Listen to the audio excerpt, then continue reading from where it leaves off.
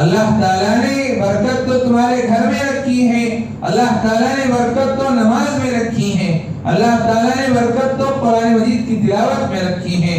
نبی علیہ السلام نے حدیث میں فرمایا گیا، جو شخص پابندی کے ساتھ مغرب کے بعد سورہ واقعات کی تلاوت کرتا ہے، آقا نے فرمایا ہے 100% یقینی بات ہے، ہمیں اس پر یقین نہیں ہے، اللہ معاف فرمائے، نبی نے فرمایا جو شخص سورہ واقعہ کی تلاوت کرتا ہے، پابندی سے روزانہ گھر میں قرآن مجید کی تلاوت کرتا ہے، سورہ واقعہ پڑھتا ہے، کبھی بھی اس کے گھر میں تنگی نہیں آئے گی، کبھی بھی اس کے گھر میں روزی کے سلسلے میں وہ کبھی تندرستی میں مبتلا نہیں ہوگا۔ آج ہم میں سے کتنے لوگ ہیں وہ روزانہ پابندی سے سورہ واقعہ کی تلاوت کرتے ہیں؟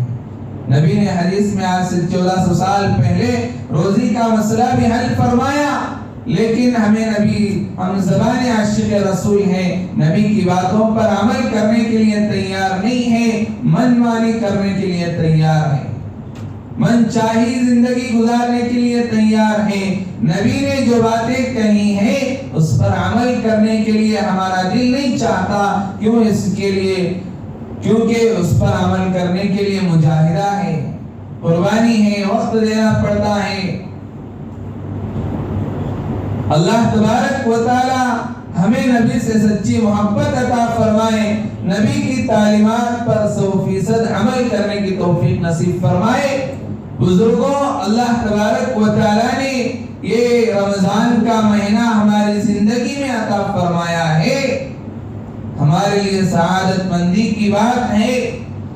گزشتہ رمضان میں کئی لوگ ایسے ہیں جو ہمارے ساتھ رمضان میں موجود تھے، اس رمضان میں وہ قبر کے گڑھے میں ہیں، یہ دنیا کا نظام ہے، اس رمضان میں ہم اور آپ یہاں رمضان کی عبادت کے لیے تیار ہیں، عبادت کر رہے ہیں، آئندہ رمضان کی کسی کو گارنٹی نہیں ہے، ہم میں سے چاہے میں ہوں چاہے آپ ہو، ہم میں سے کوئی نہیں جانتا کہ ہم آئندہ رمضان کی برکتیں حاصل کریں گے یا قبر کے گڑھے میں ہوں گے، کوئی نہیں جانتا۔ اس لیے اس رمضان کی ساعتوں کو، اس رمضان کی برکتوں کو غنیمت سمجھ کر اس کی عبادت کی جائے، وقت کو غنیمت سمجھ کر اللہ کی عبادت کی جائے۔ جتنا وقت ہم عبادت میں لگائیں گے یہی وقت ہمارے ساتھ آئے گا، یہی وقت قیامت میں ہمیں ساتھ دے گا۔ اس رمضان المبارک میں رب کائنات نے کیا فرمایا؟ یا ایھا الذین آمنوا کتب علیکم الصیام کما کتب علی الذین من قبلکم لعلکم تتقون۔ اللہ تبارک و تعالی فرماتے ہیں اے ایمان والو، کتب علیکم الصیام، تم پر روزے فرض کیے گئے ہیں، کما کتب علی الذین من قبلکم، جیسا کہ پچھلی امتوں پر بھی روزے فرض کیے گئے تھے، اگرچہ ان کے روزے کا طریقہ الگ تھا لیکن پچھلی امتوں پر بھی روزے فرض تھے۔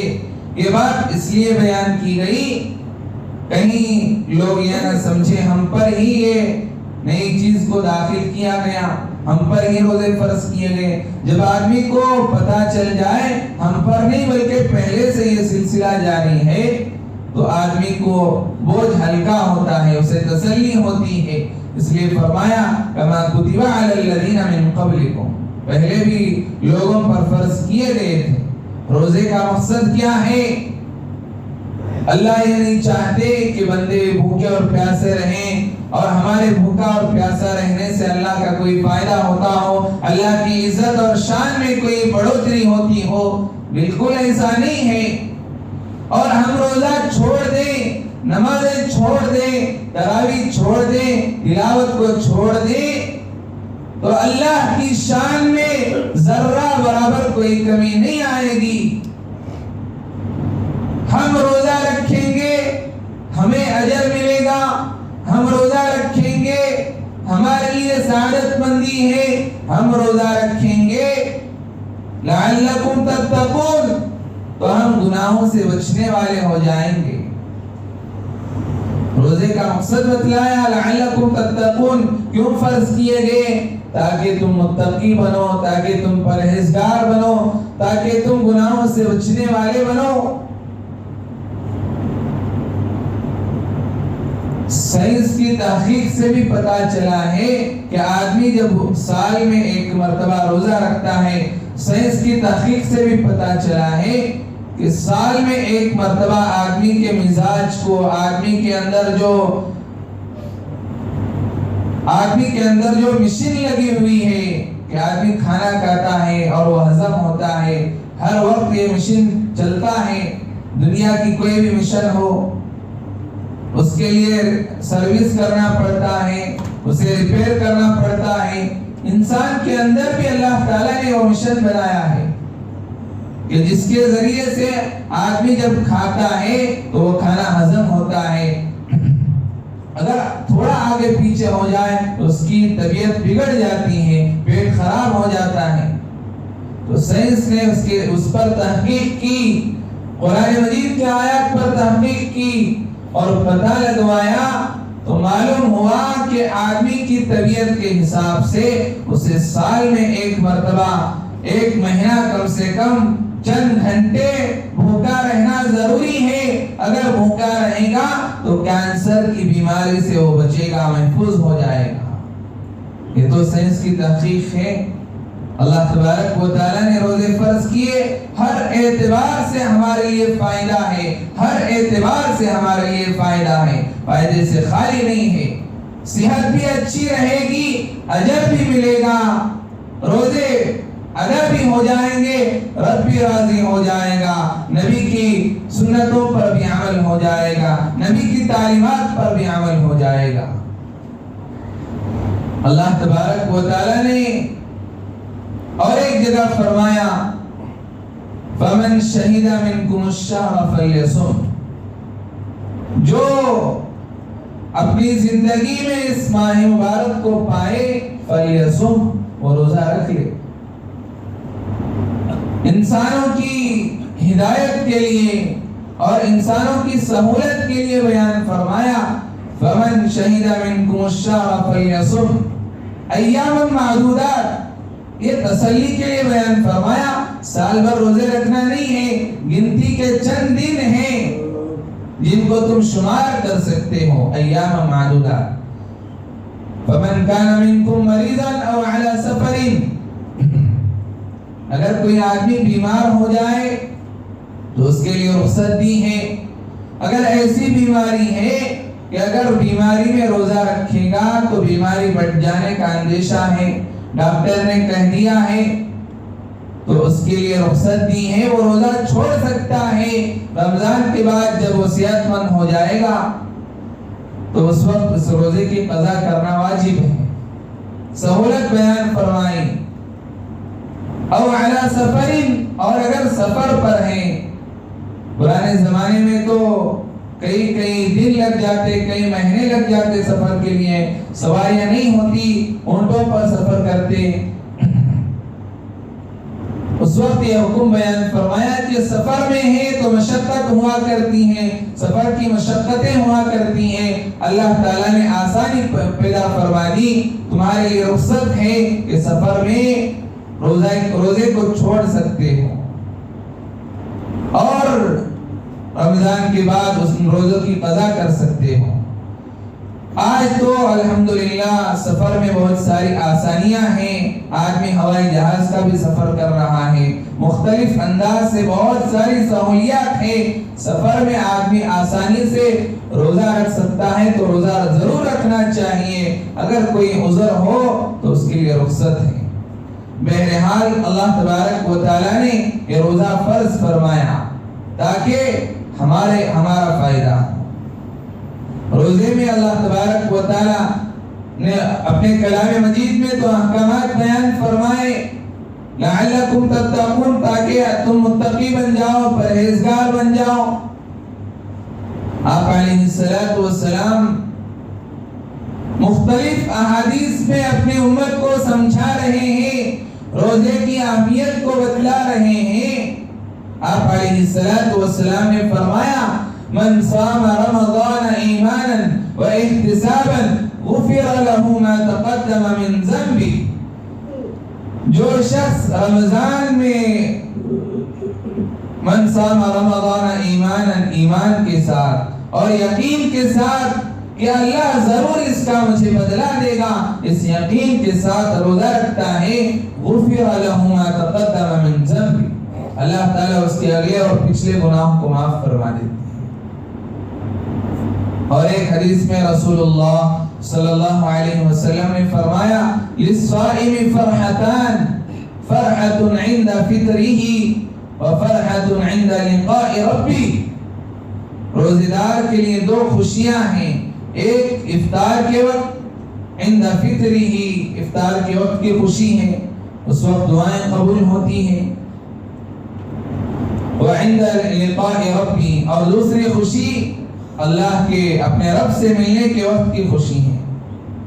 یہ روزے دار کے لیے خوشخبریاں ہیں، اور اللہ تبارک و تعالیٰ خود فرماتے ہیں الصوم لی وانا اجزی بہ، دیگر اعمال کا بدلہ تو ثواب دیا جاتا ہے، نیکیاں دی جاتی ہیں، الصوم لی، رب فرماتا ہے روزہ صرف اور صرف میرے لیے ہے، وَأَنَا أَجْزِي بِهِ، میں خود اس کا بدلہ ہوں۔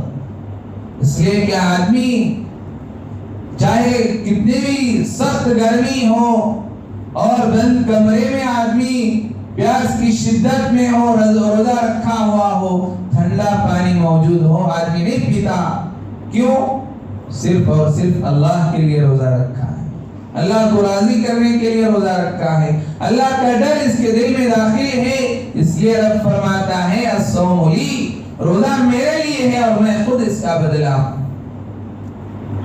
آپ علیہ السلام نے اور ایک حدیث میں فرمایا کہ جو شخص روزہ رکھتا ہے اللہ تبارک و تعالیٰ کو روزے دار کے منہ کی بدبو، چونکہ آدمی زیادہ دیر بھوکا اور پیاسا رہے گا اس کے منہ میں بدبو پیدا ہو جاتی ہے، اللہ تبارک و تعالیٰ کو اس روزے دار کے منہ کی بدبو مشک کی خوشبو سے زیادہ پسندیدہ ہے۔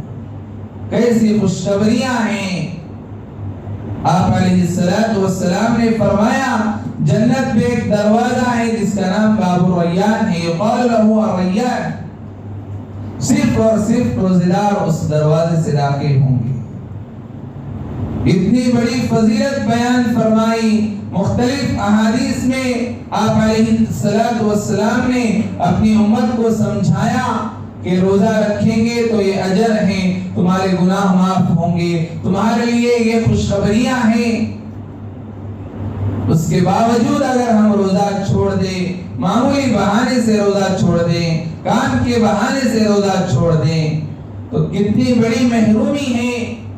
آپ علیہ السلام نے فرمایا جو شخص بلا کسی عذر کے رمضان کا ایک روزہ بھی چھوڑ دیتا ہے، ساری عمر بھی روزہ رکھتا رہے گا، اس ایک روزے کے برابر وہ نہیں ہو سکتا، اس لیے کہ وقت جب گزر جائے گا، رمضان گزر جائے گا، تو یہ 2024 کا رمضان آئندہ کبھی زندگی میں نہیں آئے گا۔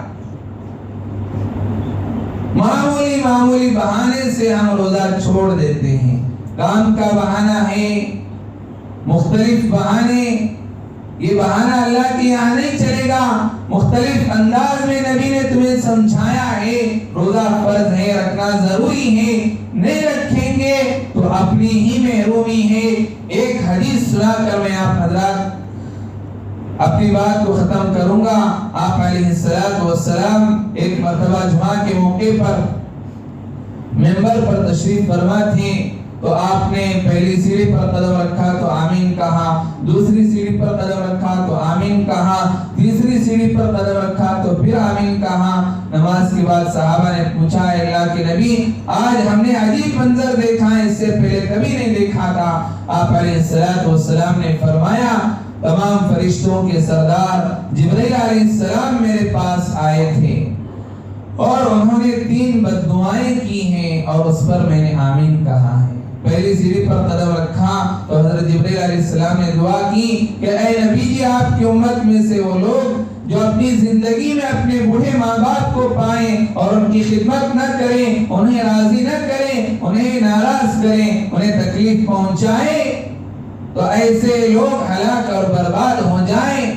اور اس دعا پر ساری دو جہاں کے سردار امام الانبیاء نے آمین کہا۔ تمام فرشتوں کے سردار حضرت جبرائیل علیہ السلام پر دعا کر رہے ہیں، اور ساری دنیا میں جن کا مقام اور مرتبہ ہے، اللہ کے بعد جن کا مقام اور مرتبہ ہے، آخری نبی جناب محمد رسول اللہ صلی اللہ علیہ وسلم آمین کہہ رہے ہیں۔ جس دعا پر آمین نبی کہہ دے اور وہ دعا قبول نہ ہو، ایسے نہیں ہو سکتا۔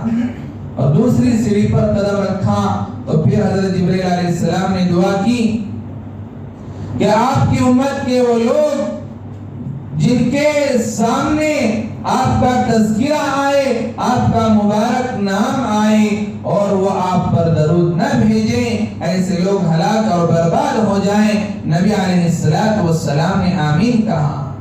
سوچنے کی بات ہے بزرگوں اور بھائیوں، ہمارے نبی علیہ السلام پر ہم کثرت سے درود پڑھتے رہیں۔